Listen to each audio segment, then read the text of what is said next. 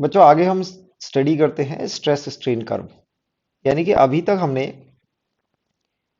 Modulus of elasticity पढ़े, stress के types देखे, स्ट्रेन के टाइप देखे, दोनों के रेशियो को मॉडुलस ऑफ इलास्टिसिटी स्टडी किया था। और हमने बताया था कि हुक्स लॉ वैलिड होता है आपकी इलास्टिक लिमिट में।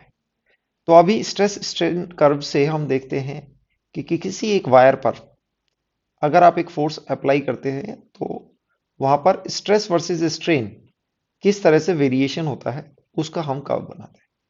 तो एक्स एक्सिस पर यहां पर स्ट्रेन दिया गया है, स्ट्रेन को आप कह सकते हो डेल्टा एल बाई एल, और स्ट्रेस को आप बोल सकते हो लोड पर यूनिट एरिया। तो यहां पर आप देखेंगे ओ, ओ पर क्या है, स्ट्रेस जीरो है, तो स्ट्रेन भी जीरो है, स्ट्रेस भी जीरो है, स्ट्रेन भी जीरो है। ओके, जैसे जैसे आप स्ट्रेस बढ़ाएंगे तो आप देखेंगे स्ट्रेन भी बढ़ता जाएगा, क्योंकि हमने बोला था कि stress is proportional to strain within the elastic limit. और आप यहां से देख सकते हैं कि O से A एक स्ट्रेट लाइन है, तो up to O to A यहां पर आपको एक स्ट्रेट लाइन मिल रही है, और आप बोल रहे हो कि stress is proportional to strain, या स्ट्रेस अपॉन स्ट्रेन वो एक कांस्टेंट है, उसको आप यंग्स मॉडुलस बोल रहे हैं। ओके, तो यहां पर डिफरेंट डिफरेंट रीजन दे रखे हैं। This is O to A से फिर B से C, और C से D, और D से E। इन पॉइंट्स को हम स्टडी करते हैं कि ये क्या पॉइंट है। ओके, तो सबसे पहले हम बात करते हैं रीजन ओ ए की। ओ ए यानी कि यहां पर स्ट्रेट लाइन कर्व है, strain is small less than 2%, यानी कि उसकी चेंज इन लेंथ जो होगी delta L by L, it is less than 2%, 1 to 1.5% के आसपास होती है। तो 1 to 1.5% में आपका हुक्स लॉ वैलिड होता है। यानी कि अगर किसी वायर की लेंथ को आप 1%, 1.5% तक चेंज करें तो वो क्या होता है, उसमें हुक्स लॉ वैलिड होता है, strain is proportional to stress. ये प्रोपोर्शनल होता है, हुक्स लॉ वैलिड होता है। स्लोप, यानी कि आप देखो स्ट्रेस हमारा क्या है, स्ट्रेस हमारा वाई एक्सिस पर है, proportional to Young's modulus times, इसको हम बोल सकते हैं एम इंटू एक्स। यानी कि y equal to m x जैसी लाइन आएगी, ये स्ट्रेस हो जाएगा, ये स्ट्रेन होगा, तो ये स्लोप हो जाएगा। तो ये स्लोप क्या देगा आपको, slope is nothing but y axis by x axis strain which will give you Young's modulus. तो यहां पर ये जो स्लोप आपको दिख रहा है, ओ ए लाइन का जो स्लोप है, ये आपको यंग्स मॉडुलस देता है। यानी कि अगर आपको यहां पर 2 या 3 वायर ऐसे दे दिए जाएं, तो आपको 2-3 वायर दे दिए जाएं और ये पूछा जाए कि तीनों का स्ट्रेस स्ट्रेन कर्व इस तरह से है, तो यंग्स मॉडुलस किसका ज्यादा होगा, तो जिसकी स्लोप ज्यादा होगी उसका यंग्स मॉडुलस ज्यादा होगा, जिसकी स्लोप कम होगी उसका यंग्स मॉडुलस कम होगा। तो इस तरह से हम इसको रिलेट कर सकते हैं। अब दूसरा हम स्टडी करते हैं A to B region. A to B region में आप यहां पर देखेंगे, पहले एक फिगर की तरफ ध्यान दें। ए से बी रीजन में ये आपका क्या है, ये प्रोपोर्शनल नहीं है, यानी कि स्ट्रेट लाइन नहीं है, डायरेक्टली प्रोपोर्शनल नहीं है। हाउएवर आप देखेंगे कि अगर आप स्ट्रेस को इंक्रीज कर रहे हैं तो स्ट्रेन इंक्रीज जरूर हो रहा है, लेकिन यहां पर आपको देख रहे हैं कि स्ट्रेस में इंक्रीज कम है और स्ट्रेन में इंक्रीज ज्यादा है। तो ये ओ बी रीजन क्या रिप्रेजेंट करता है उसको देते हैं, stress is not proportional to the strain. तो ये प्रोपोर्शनलिटी लिमिट नहीं है, यहां पर हुक्स लॉ वैलिड नहीं होगा।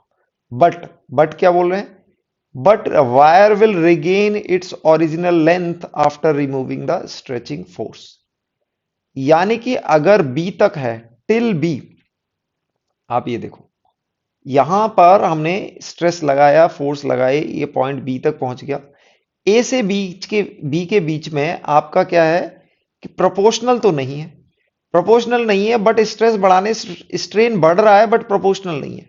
जैसे अगर हम बोले कि y is equal to K x, तो y बढ़ाने से x बढ़ता है, लेकिन y इक्वल टू कुछ के एक्स स्क्वायर। अब y बढ़ाने से x बढ़ता है और x बढ़ाने से y बढ़ता है, लेकिन ये स्ट्रेट लाइन नहीं होते, ये थोड़ा सा कर्व होता है। यानी कि x इसमें बढ़ाने से y फास्ट बढ़ेगा। ठीक है, इसमें क्या हो रहा है कि आप ये देखेंगे कि यहां पर y कम बढ़ रहा है लेकिन x बहुत फास्ट बढ़ रहा है, इस तरह से है। दूसरा बी पॉइंट क्या बोल रहा है कि टिल बी आपने यानी कि इलोंगेशन इतनी दे दी, इलोंगेशन बी पॉइंट तक पहुंच गए हैं और आपका स्ट्रेन इतना हो गया है, तो इस पॉइंट बी पॉइंट के बाद अगर फोर्स को आप रिमूव कर दें, यानी कि जो आपकी डिफॉर्मिंग फोर्स है उसको आप रिमूव कर दें, तो ये मतलब बी पॉइंट पर होने तक ये अपनी ओरिजिनल शेप में आ जाएगा, कोई भी परमानेंट डिफॉर्मेशन नहीं होगा, ये बात ध्यान रखिए। यानी कि यहां पर ये परफेक्टली इलास्टिक बॉडी की तरह बिहेव करेगा टिल बी, यानी कि आप बोल सकते हो till B body will behave as a body will behave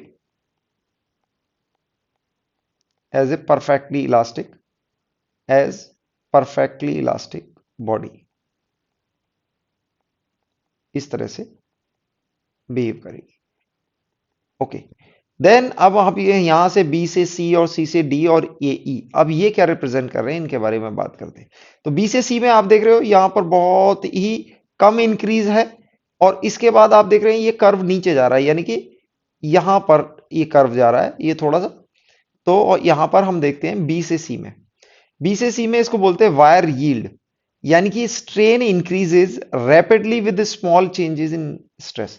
तो देखो कर्व कैसा था, इस तरह से था, यानी कि आपने स्ट्रेस में तो बहुत छोटा चेंज किया लेकिन स्ट्रेन बहुत ज्यादा चेंज हुआ है। मतलब स्ट्रेन ज्यादा चेंज होता है और स्ट्रेस कम चेंज होता है, तो ये कर्वेचर इस तरह से आ जाता है। This behaviour is shown as up to point C, एक पॉइंट सी तक ये मैक्सिमम पॉइंट तक होता है, और पॉइंट सी को क्या बोलते हैं, यील्ड पॉइंट। क्या बोलते हैं बच्चों, यील्ड पॉइंट बोलते हैं। तो यहां पर आप देखेंगे ये यील्ड पॉइंट होता है, ये सी वाला पॉइंट यील्ड पॉइंट है, और यहां पर जो स्ट्रेस होता है उसको यील्ड स्ट्रेस बोलते हैं, सिग्मा वाई। सिग्मा मतलब आपका स्ट्रेस है, वाई मतलब यील्ड है, ये यील्ड स्ट्रेस आ जाता है सी पॉइंट तक। ओके, बी के बाद आपने जैसे ही किया इसमें क्या होगा कि परमानेंट डिफॉर्मेशन आने लग गया। ठीक है, अब सी से डी में क्या होता है बच्चों, सी से डी में अगर आप देखेंगे point D correspond to maximum stress, a point of breaking, यानी कि अब आपने परमानेंट डिफॉर्म कर रहे हैं बॉडी को, यानी कि एक वायर है आप इसको स्ट्रेच कर रहे हैं, सी के बी के बियॉन्ड इसमें परमानेंट डिफॉर्मेशन आ रहा है, अब ये नॉन लीनियर जा रहा है, और डी पॉइंट तक क्या होगा, ये स्ट्रेच होगा, यानी कि ये स्ट्रेच होता जाएगा। लेकिन डी के बाद आप देखेंगे डी के बाद ये कर्व नीचे आ रहा है। इसका क्या मतलब है कि ये मैक्सिमम डी स्ट्रेस सस्टेन कर सकता है। डी को अगर ओवरकम कर गए तो देखो ये सेम स्ट्रेस, यानी कि स्ट्रेस आप रिलीज भी कर दो तो भी ये क्या होगा, स्ट्रेन बढ़ता जाएगा। यानी कि अगर फोर्स डिक्रीज भी कर दोगे तो भी इसकी लेंथ इंक्रीज होती जाएगी, यानी कि इस स्ट्रेस को बोलते हैं टेंसाइल स्ट्रेस। और बच्चों इस पॉइंट को जब अचीव कर जाता है तो हमें श्योर हो जाता है कि अब जो वायर है ब्रेक ही होगा। अब इसकी जो स्ट्रेस है, यानी कि इसकी जो स्ट्रेंथ है वो ड्रास्टिकली डिक्रीज हो चुकी है, वायर हमारा वीक हो चुका है डी पॉइंट पर पहुंचने के बाद। अब ये वायर क्या है, देखो इसमें ये एलोंगेशन हुआ, डी पर पहुंचने के बाद वायर वीक हो जाता है। फिर ये ई को हम बोलते हैं ब्रेकिंग पॉइंट। ई क्या होता है, ब्रेकिंग पॉइंट होता है। उसके बाद क्या होता है कि आप जैसे वायर को आपने स्ट्रेच किया एक पॉइंट पर आ गया, अब तो ये टूटना है, तो फिर ये क्या होता है कि बीच में से कहीं निक आ जाता है और ये बहुत पतला सा वायर बन जाता है, और बहुत स्मूथली इसमें से आप देखेंगे एक पतला सा वायर निकलता है। यानी कि अगर हम वायर को कुछ ऐसे ड्रॉ करें तो ये डी पॉइंट के बाद ये ऐसे, यानी कि इस तरह से आपको ये दिखेगा कि जहां पर निक आया है वहां बहुत थिन हो जाएगा, यानी कि अब इसका टूटना निश्चित है। ये यहां से अब ब्रेकिंग पॉइंट आ चुका है क्योंकि डी को आपने अचीव कर दिया। अब ये जितनी लेंथ इंक्रीज होगी तो कई वायर होंगे कि बस छोटी सी लेंथ इंक्रीज होगी और ये ब्रेक हो जाएंगे, और कई वायर होंगे कि ये वाला जो रीजन है ये बहुत लेंथी होगा और बहुत पतला सा वायर होता जाएगा, फिर भी ये एक दूसरे से डिटैच नहीं होंगे, यानी कि ये बहुत पतला सा स्ट्रेच होता जाएगा। तो जो ये लेंथ बहुत इंक्रीज हो जाती है तो वो बॉडी क्या होती है, डक्टाइल होती है। डक्टाइल प्रॉपर्टी ऐसी होती है यानी कि उस मटेरियल को आप वायर में बहुत ज्यादा स्ट्रेच कर सकते हो, they can be beaten into wires, उसको वायर में आप स्ट्रेच कर सकते हो। और अगर ये यानी कि डी और ई का डिस्टेंस बहुत ज्यादा हुआ तो वो मटेरियल डक्टाइल मटेरियल होगा। अगर डी और ई बहुत क्लोज हुई है तो यानी कि ये लेंथ बहुत ज्यादा नहीं है, तो वो क्या होगा, वो ब्रिटल होगा, यानी कि थोड़ा सा स्ट्रेस बढ़ाने पे वो बिल्कुल डिटैच हो जाएगा, वो टूट जाएगा।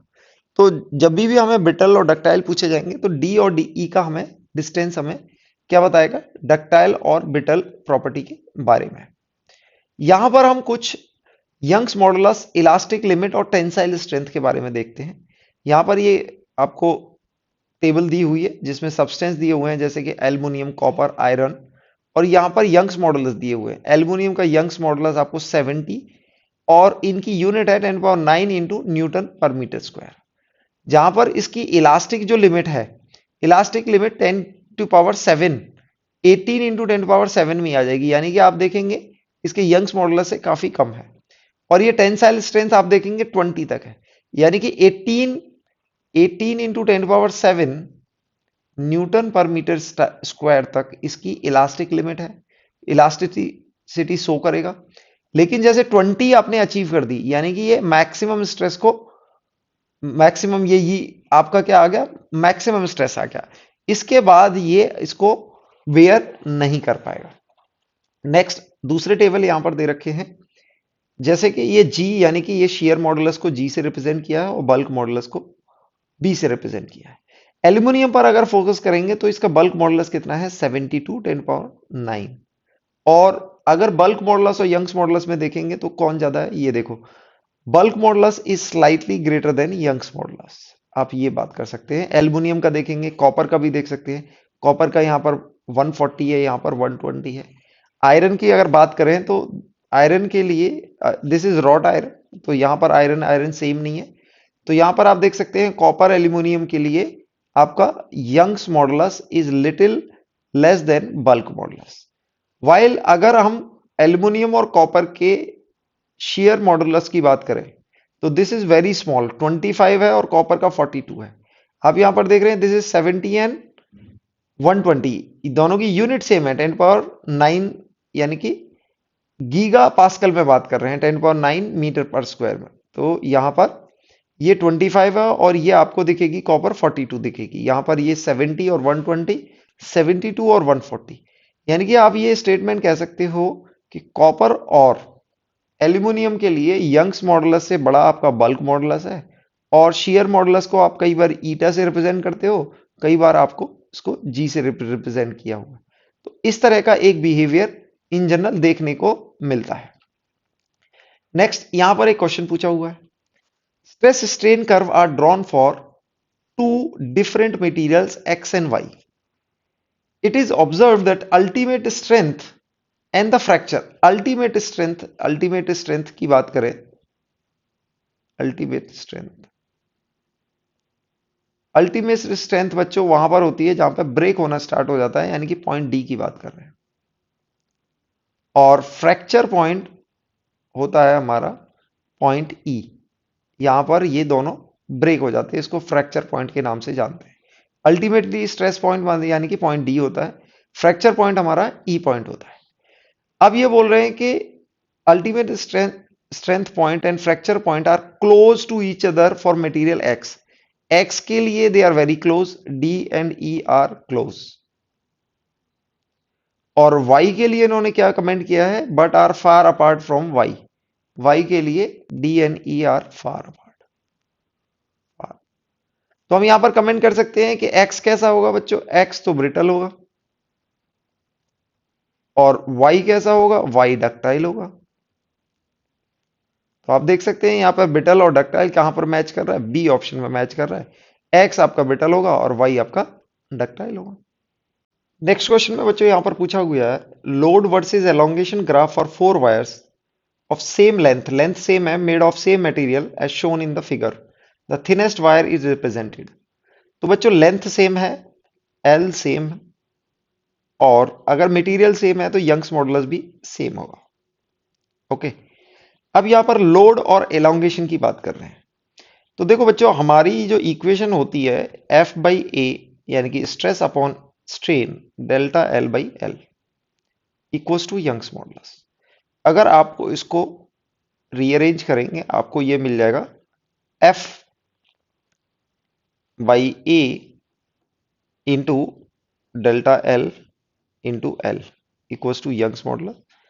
देन आप इसको रीअरेंज करेंगे, आपको मिल जाएगा F equals to Y A delta L over L, ये आपको मिल जाएगा।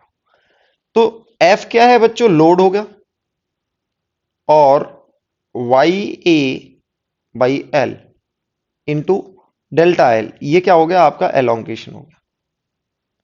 यानी कि लोड और एलोंगेशन का आप ग्राफ बनाओगे तो यहां पर स्लोप स्लोप जो आपको देगी, स्लोप की वैल्यू होगी Young's modulus area by L.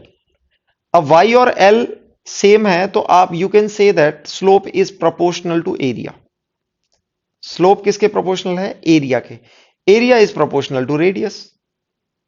Okay, तो जिसका रेडियस ज्यादा होगा वो थिक होगा, जिसका रेडियस कम होगा वो थिन होगा। तो यहां पर स्लोप के प्रोपोर्शनल आपकी थिकनेस होगी। तो यहां पर आप देखेंगे जिसकी स्लोप ज्यादा है वो थिक होगा, यानी कि ओडी आपका सबसे थिक है, और सबसे थिन क्या होगा, ओ ए होगा। तो आंसर आपका यहां पर ए यानी कि O A is the thinnest.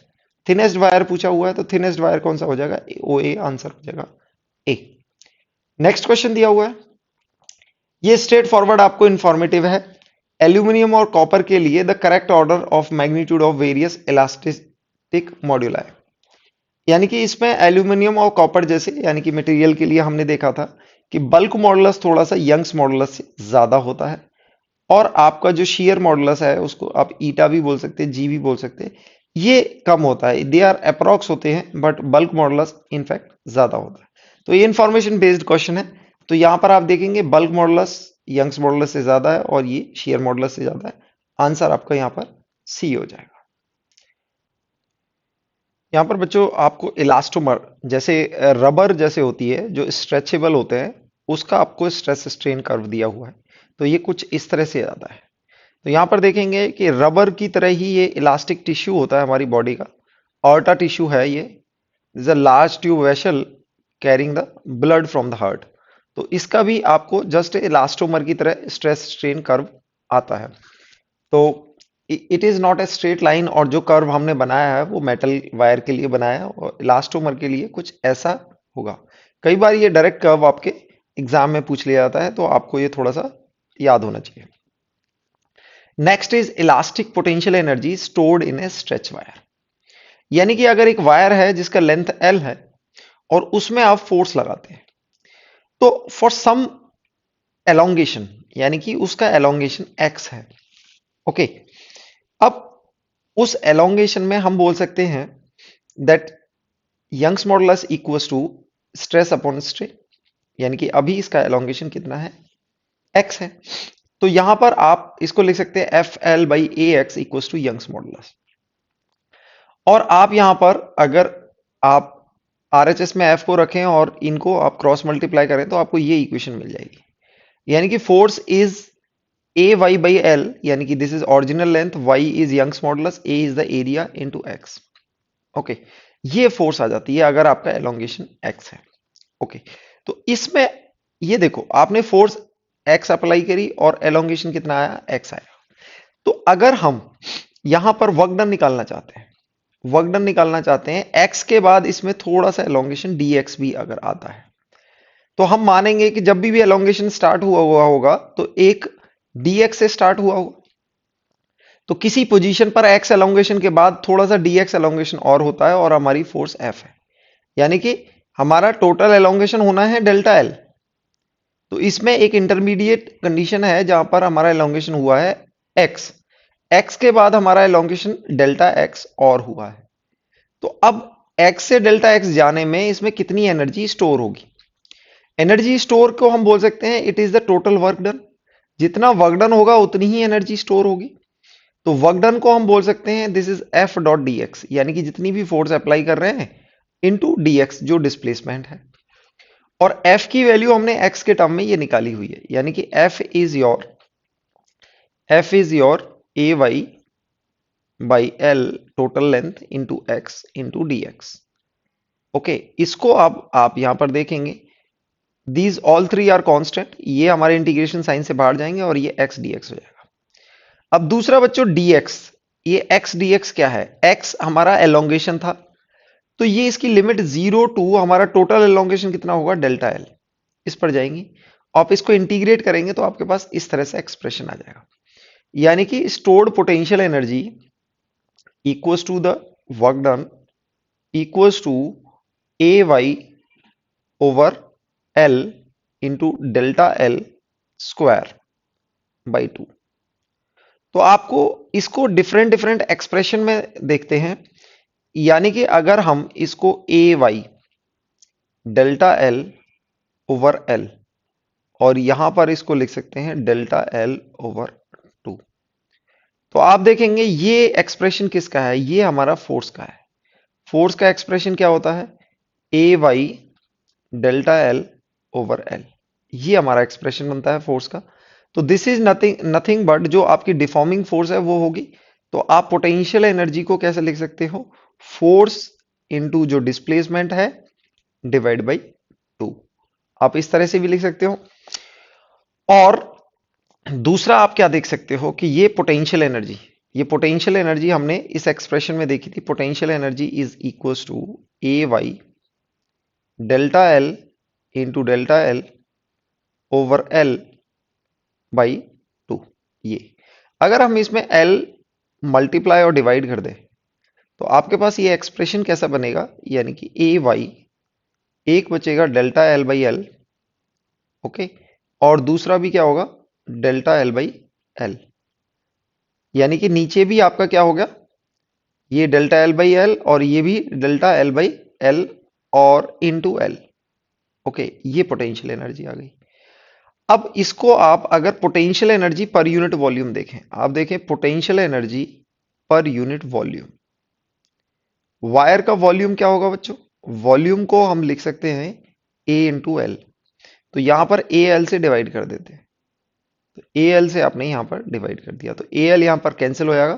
तो potential energy per unit volume आपके पास क्या आएगी, ए एल कैंसिल होने के बाद Y Young's modulus into delta L by L whole square. यानी कि आप इसको लिख सकते हो वाई इंटू स्ट्रेन का होल स्क्वायर। ओके, दूसरा अगर आप इसको देखें वाई इंटू स्ट्रेन,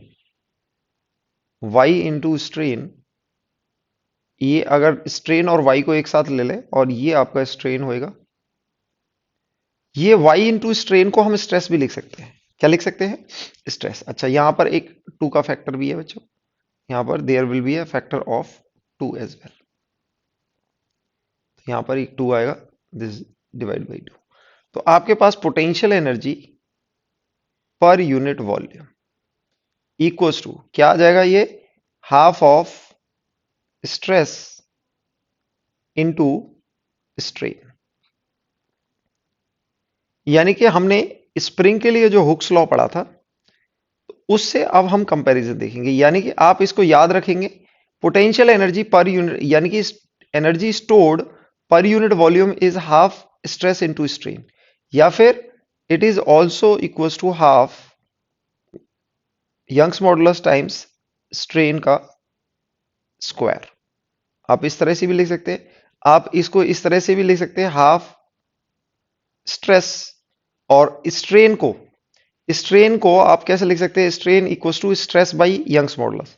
तो आप इसको इस तरह से भी लिख सकते हैं, स्ट्रेस का whole square upon Young's modulus. तो ये potential energy per unit volume, ये 3 फॉर्मूलों से आपको कई बार पूछी जाती है। अगर हम एक स्ट्रेच वायर को एक स्प्रिंग से कंपेयर करें, यानी कि ये हमारा वायर है, इसमें लेट से एलोंगेशन हमारा कुछ डेल्टा एल और यहां पर फोर्स लगाई गई एफ, एक पॉइंट से ये फिक्स कर दिया गया। तो आपको पता है हम फोर्स को लिखते हैं, यानी कि Young's modulus into area into delta L by L.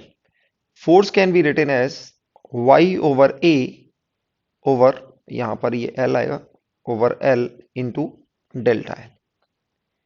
So force आपका क्या है, लोड के बराबर है, और डेल्टा एल आपका elongation in the wire, in wire. तो तो अगर इसको स्प्रिंग से कंपेयर करें तो हुक्स लॉ में आपने ये पढ़ा था कि अगर ये स्प्रिंग है और इसका स्प्रिंग कांस्टेंट के है और इस पर अगर फोर्स एफ लगाया जाए तो इसके अंदर जो एलोंगेशन आता है वो एक्स, यानी कि force is proportional to x and force is given by magnitude of force is kx। ये होता है। तो आप यहां पर देखेंगे ये लोड के बराबर है और ये आपका क्या है, एलोंगेशन है, एलोंगेशन। तो आप दोनों की सिमिलरिटी देखेंगे यहां पर F equals to K X, यानी कि force is proportional to elongation delta L, elongation, elongation. और जो प्रोपोर्शनलिटी कांस्टेंट है, आपको कांस्टेंट की वैल्यू मिलेगी y बाई एल, ये मिल जाएगी, ये आपका कांस्टेंट होगा। तो यहां पर जो स्प्रिंग कांस्टेंट है वो आता है k। तो अगर इसको हम k से कंपैरिजन करें, यानी कि यहां पर भी F equals to K x आ रहा है, यानी कि हम इसको ये लिख सकते हैं F equals to k into delta L, और F k की वैल्यू क्या होगी आपकी A Y by L into delta L. यानी कि अगर इनको कंपेयर करें तो स्प्रिंग कांस्टेंट की वैल्यू कुछ इस तरह से आ जाएगी। अगर वायर को एक स्प्रिंग की तरह कंसीडर किया जाए तो ये जो spring constant of the spring का जो कांस्टेंट होता है के, उसकी वैल्यू क्या आ जाएगी, A into area into Y by L, इसकी तरह आ जाएगी। और बच्चों spring potential energy, spring potential energy अगर आपको याद होगी तो वो होती है हमारी हाफ के एक्स स्क्वायर। हमारी क्या होती है, हाफ के एक्स स्क्वायर। तो ऐसे ही हम वायर की स्प्रिंग पोटेंशियल, वायर की पोटेंशियल एनर्जी भी हम निकाल सकते हैं। दैट कैन बी हाफ के एक्स की जगह डेल्टा एल स्क्वायर, और के को हमने किसके एनालॉग लिया है, K is A Y by L, यानी कि विदाउट इंटीग्रेशन अगर आप इसका एनालॉग लें तो यहां से भी आपको ये आपको पोटेंशियल एनर्जी आ सकती है। That is half A Y into delta L का स्क्वायर। अगेन इसको potential energy per unit volume में उस तरह से आप लिख सकते हैं। तो you can always compare for force के लिए भी और एनर्जी के लिए भी आपने इस वायर को किससे, स्प्रिंग से कंपेयर किया है। इस condition both are following, both are following Hooke's law, Hooke's law को फॉलो कर रहे हैं। तो वहां पर हम क्या बोलते हैं कि आपकी force is proportional to delta L या डेल्टा एक्स। तो यहां पर हम बहुत इजीली के को एनालॉग मान सकते हैं, यानी कि A into Y by total length, ये यंग्स मॉडुलस होगा। जैसे इस क्वेश्चन के थ्रू हम देखते हैं, यहां पर दिया हुआ है when A block of mass m suspended bye a long wire length l, the length of the wire becomes L plus L, the elastic potential energy stored in a extended wire। तो यहां पर आपको length, original length L दी हुई है और elongation, elongation is L, ये दिया हुआ है। अब इलास्टिक पोटेंशियल, यानी कि elastic potential energy of the wire can be written as half के एक्स, यानी कि एक्स स्क्वायर। ओके बच्चों, तो यहां पर आपको दिया हुआ है कि एक वायर है जिसकी लेंथ L है और इसके ऊपर जो फोर्स लगाया गया है, force is nothing but mg, क्योंकि यहां पर एक ब्लॉक सस्पेंड किया गया है जिसका मास m है। तो आपको फोर्स के पता है, तो फोर्स को बच्चों आप क्या लिख सकते हो, फोर्स किसके इक्वल होती है, के एक्स के इक्वल होती है। तो यहां पर आपको के के बारे में कोई इंफॉर्मेशन नहीं है, तो आप इसको क्या लिख सकते हो, हाफ के एक्स इंटू एक्स, यानी कि हाफ के x is force into x. तो elastic potential energy in the wire can be written as half, force की वैल्यू कितनी होगी mg, और यहां पर एलोंगेशन कितना है, स्मॉल एल। तो ये आपके क्या हो जाएगा, elastic potential energy stored in the wire. तो ये आंसर आपका क्या हो जाएगा, D. Next question, next question में क्या दिया हुआ है बच्चों, ये देखो, a wire of length L, एक वायर है जिसकी लेंथ क्या है, L है, cross section area A, is hanging from a fix support, यहां पर एक दिया हुआ है फिक्स सपोर्ट से हैंग कर, ओके, इसका क्रॉस सेक्शन एरिया A है। Wire changes length L1 when M mass is suspended from its free position. Okay, यानी कि इसकी L1 है अगर इसमें M मास को अगर आप सस्पेंड कर देते हैं। ओके, और L है अगर ये नेचुरल लेंथ है। क्या है? नेचुरल लेंथ, यानी कि without suspending any wire. Natural length बोल सकते हैं, ओरिजिनल लेंथ बोल सकते हैं इसको। इसको ओरिजिनल लेंथ की तरह ट्रीट कर सकते हैं। तो आप देखेंगे डेल्टा एल की वैल्यू क्या होगी बच्चों? डेल्टा एल की वैल्यू होगी L1 माइनस एल, ये डेल्टा एल आ जाएगा। ओके, अब यंग्स मॉडुलस कैसे लिखा जाता है? Young's modulus is force upon area, force upon area over delta L over L, which can be written as FL upon A delta L. ये आ जाएगा। फोर्स की जगह यंग्स मॉडुलस का एक्सप्रेशन निकालेंगे। फोर्स की जगह mg आएगा, लेंथ आ जाएगी a, और डेल्टा एल की जगह आप इजिली L1 माइनस एल रख देंगे। तो ये आपका यंग्स मॉडुलस का एक्सप्रेशन आ गया। तो आप यहां पर देख सकते हैं कौन सा एक्सप्रेशन मैच कर रहा है, यानी कि डी ऑप्शन आपका मैच कर रहा है। आंसर हो जाएगा आपका डी। तो बच्चों बड़ा रीसेंट क्वेश्चन है ये, 2020 में पूछा हुआ है। It's easy question. Next question यहां पर दिया हुआ है, a wire fixed at the upper and stretch by length L by applying force.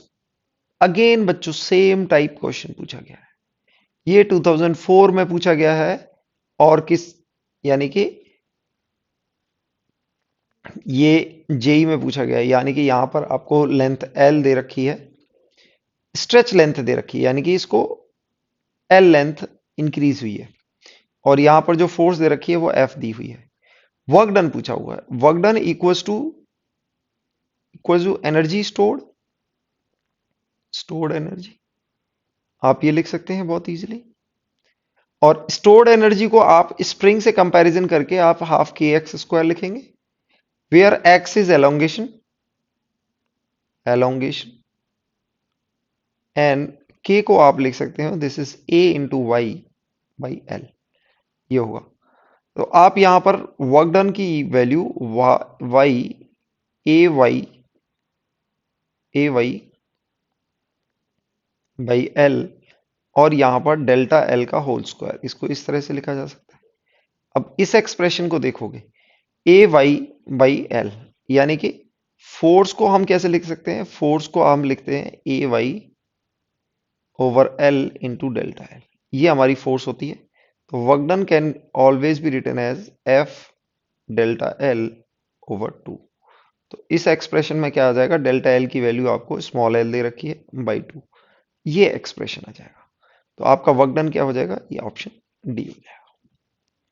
Next question यहां पर दिया हुआ है, स्ट्रेस दिया हुआ है एस, यंग्स मॉडुलस दिया है वाई, एनर्जी स्टोर्ड बहुत इजीली है बच्चों, energy stored per unit volume, यानी कि energy energy per unit volume. तो आप इसको इस तरह से याद कर लें, हाफ स्ट्रेस इंटू स्ट्रेन, इस तरह से याद कर लें। अब आपको यहां पर स्ट्रेस की वैल्यू दी हुई है, स्ट्रेन की वैल्यू नहीं दी हुई है, तो आप ये लिख सकते हो stress equals to Y times strain. तो स्ट्रेस की वैल्यू एस दी हुई है, एस वाई वाई आपके पास क्या आ जाएगा? स्ट्रेन आ जाएगा। आप इसको रिप्लेस कर देंगे, हाफ स्ट्रेस की वैल्यू एस दी हुई है, स्ट्रेन की वैल्यू आप S by Y, direct formula आ गया आपका, यानी कि half of S square by Y. This is energy per unit volume. तो आप देखेंगे आपके पास एक्सप्रेशन कौन सा आ जाएगा? ए एक्सप्रेशन आ गया, आंसर हो जाएगा आपका ए। नेक्स्ट आता है बच्चों हमारा पॉइजन्स रेशियो। पॉइजन्स रेशियो हालांकि बहुत ज्यादा ये पूछा नहीं जाता है, कई बार इसके ऊपर क्वेश्चन आ जाते हैं। ये पॉइजन रेशियो क्या होता है बच्चों? इसको हम सिग्मा से रिप्रेजेंट करते हैं, और ये होता है lateral strain by longitudinal strain. क्या मतलब है इसका? जैसे सपोज करो आपके पास एक रॉड है जिसका क्रॉस सेक्शन एरिया ए है, और जिसकी लेंथ एल, जिसकी लेंथ आपको गिवन है एल, और क्रॉस सेक्शन एरिया ए है, तो उसका डायमीटर होगा कुछ डी, डी डायमीटर है। अगर उसको हमने फोर्स लगा के कुछ स्ट्रेच किया, यानी कि उसमें डेल्टा एल का एलोंगेशन आ गया, तो जैसे ही डेल्टा एल का एलोंगेशन आता है तो बच्चों होता क्या है कि यहां पर लॉन्गिट्यूडनल स्ट्रेस तो होता है, एक लेटरल स्ट्रेस भी डेवलप होता है, उसका डायमीटर थोड़ा सा कम हो जाता है। तो डायमीटर कम हो जाता है तो हम यहां पर ये करते हैं कि देखो डेल्टा एल तो इंक्रीज हुई, delta L by L is positive, increase हुई, बट डायमीटर डिक्रीज होगा, डेल्टा डी बाई डी क्या होगा, ये नेगेटिव होगा। तो हम यहाँ पे एक नेगेटिव साइन यूज करते हैं इसको पॉजिटिव बनाने के लिए। तो डेल्टा डी बाई डी क्या होगा, लेटरल स्ट्रेन, इसमें कितना चेंज आया, delta D by D, diameter है, डी क्या है बच्चों यहाँ पर, diameter, D is the diameter, diameter होगा, और डेल्टा एल बाई एल। तो इस एक्सप्रेशन को हम क्या बोलते हैं, this is called as Poisson's ratio. For example यहां पर एक क्वेश्चन कंसीडर करते हैं, for Poisson's ratio if volume is constant. हमें पॉइजन रेशियो निकालना है अगर किसी वायर का वॉल्यूम कांस्टेंट है। तो बच्चों वायर को हम क्या कंसीडर करेंगे, wire is cylindrical, cylindrical wire होगा जिसका वॉल्यूम कितना होगा, वॉल्यूम को हम लिख सकते हैं that is pi r square into L, length से लिख सकते हैं, ओके। आप इसको pi d square by 4 into L भी लिख सकते हैं, ये आपका वॉल्यूम होगा, ओके। अब ये बोला हुआ है वॉल्यूम कांस्टेंट है, क्या है बच्चों, वॉल्यूम कांस्टेंट है। तो V equals to pi by 4 into D square into L. अगर इसको डिफरेंशिएट करें तो ये क्या हो जाएगा बच्चों, dV। और ये पाई बाई 4, पाई बाई 4 को हम डिफरेंशिएट यानी कि इस तरह से हम छोड़ देते हैं, और यहां पर हम सिर्फ डी स्क्वायर को अगर डिफरेंशिएट करें तो ये हो जाएगा 2D into D of D, okay, plus यहां पर हो जाएगा pi by 4 D square as it is आएगा, और एल को डिफरेंशिएट करें तो ये डीएल हो जाएगा। और इसको अगर हमने डिफरेंशिएट किया है तो change in volume is zero, change in volume zero है, पाई बाई 4 को आप कॉमन ले लेंगे, ओके। यहां पर आप डी को भी कॉमन ले सकते हैं, तो आपके पास आएगा 2L, और डेल्टा डी को डेल्टा डी रिप्लेस कर सकते हैं, प्लस यहां पर आएगा आपका पास डी कॉमन ले लिया तो एक डी आएगा, प्लस डेल्टा एल, ये एक्सप्रेशन आएगा इक्वल्स टू जीरो। अब ये ब्रैकेट के अंदर वाली चीज जीरो होगी, ब्रैकेट के अंदर वाली चीज अगर जीरो होगी तो आप बोल सकते हो that is 2 times L delta D equals to minus D by delta L, यानी कि आपके पास delta D by D equals to -1/2 delta L by L आ जाता है। और अब इसका रेशियो लोगे आप delta D by D over delta L by L, और ये माइनस साइन इधर लाओगे तो ये हाफ हो जाता है। और ये बच्चों ये क्या है, ये पॉइजन्स रेशियो है, यानी कि सिग्मा आपका उस केस में क्या हो जाएगा, आपका हाफ हो जाएगा। This Poisson's ratio will be equals to half if volume is constant, ये आपका हाफ हो जाएगा। बच्चों एक क्वेश्चन देख लेते हैं, ये जेई मेंस 2016 का क्वेश्चन है, थोड़ा सा डिफिकल्ट साइड है, नीट वाले बच्चे इसको स्किप भी कर सकते हैं, but it's a very good question, बहुत ही लॉजिकल क्वेश्चन है। तो हम इसको इलस्ट्रेशन में ले रहे हैं। क्वेश्चन में क्या पूछा हुआ है, a bottle has a opening of radius A bottle length B, a cork of length b and radius a plus delta a, where delta a is much smaller than a, is compressed to fit in the opening completely. See figure. If the bulk modulus of the cork is b, frictional coefficient between the bottle and the cork is mu, then the force needed to push the cork into the bottle. यहां पर इसको ध्यान से देखो, question में ये दिया हुआ है कि ये आपके पास बॉटल के ये डायमेंशन है, ये बॉटल नेक है, इसमें आपको कॉर्क को फिट करना है, इसका रेडियस आपको ए दिया हुआ है, और जो आपको कॉर्क दिया हुआ है, कॉर्क का रेडियस आपको दिया हुआ है, यानी कि this is a little bigger, ये थोड़ा सा बड़ा है। अब ये डायमेंशन दोनों की सेम है, लेंथ दोनों की बी है। अब इस कॉर्क को आपके इसमें फिट करना है, दूसरा आपको यहां पर दे रखा है कि बॉटल और कॉर्क के बीच में एक बॉटल नेक और कॉर्क के बीच में एक कोफिशिएंट ऑफ फ्रिक्शन है म्यू। तो बच्चों इसको कैसे करेंगे पहले? तो हम पहले सबसे पहले बल्क मॉडुलस, और आपको बल्क मॉडुलस दिया हुआ है। अब इस कॉर्क को हमें फिट करने के लिए, यानी कि इस कॉर्क को अगर हम यहां पर उठा के फिट करें तो यहां पर कितनी फोर्स हमें, यानी कि यहां पर लगानी पड़ेगी, how much force we needed to push it, how much force we need to push it, यानी कि इसको कितनी फोर्स से हमको इसको पुश करना पड़ेगा। ओके, तो पहले बच्चों यहां इसको यहां पर कंप्रेस करना पड़ेगा। कंप्रेस करेंगे तो एक नॉर्मल रिएक्शन यहां पर जनरेट होगा। तो हम यहां पर ये मान लेते हैं कि ये जो हमारा कॉर्क है, ओके, कॉर्क को कुछ नॉर्मल रिएक्शन यहां पर लग रही है, नॉर्मल रिएक्शन, ओके, और इसके इसमें कंप्रेशन आ रहा है। तो पहले तो आप वॉल्यूम को लिखिए। इसका वॉल्यूम क्या होगा? वॉल्यूम है आपका, यानी कि इसको लिख सकते हैं आप पाई आर स्क्वायर, यानी कि पाई ए स्क्वायर बी, ये आपका वॉल्यूम होगा। अगर मैं इसको डेल्टा वी, यानी कि डिफरेंशिएट करते हैं, डेल्टा वी, आप इसको डेल्टा वी आप लेते हैं तो आपके पास आ जाएगा, अब पाई और बी कांस्टेंट है तो ये 2a इंटू डेल्टा ए आ जाएगा। ओके, अब दोनों को अगर आप delta V by V ratio लेते हैं तो आपके पास आ जाएगा pi B 2a delta A by pi B into A square. इसको कैंसिल कर देंगे तो यानी कि आपके पास ये 2 times delta A by A आ जाएगा। ओके, अब ये आपके पास आ गया है। आपने क्या किया, इसके वॉल्यूम को चेंज करने के लिए सिर्फ रेडियस को चेंज किया है, इसकी लेंथ को चेंज नहीं किया सिलेंड्रिकल। तो डेल्टा बी बाई वी आप क्या होगा, 2 टाइम्स डेल्टा ए बाई ए हो जाएगा। और बच्चों अगर आपको याद हो तो बल्क मॉडुलस को हम क्या बोलते थे, यानी कि pressure upon delta V by V. तो डेल्टा वी बाई वी को आप एक एक्सप्रेशन से लिख सकते हैं, that is pressure upon bulk modulus, can be written as pressure upon bulk modulus. तो अब आप देखो, इसको आप रिप्लेस कर दोगे delta V by V, which can be written as pressure over bulk modulus is equals to 2 times delta A by A. Okay, अब बच्चों यहां पर प्रेशर क्या होगा, यहां पर प्रेशर क्या होगा?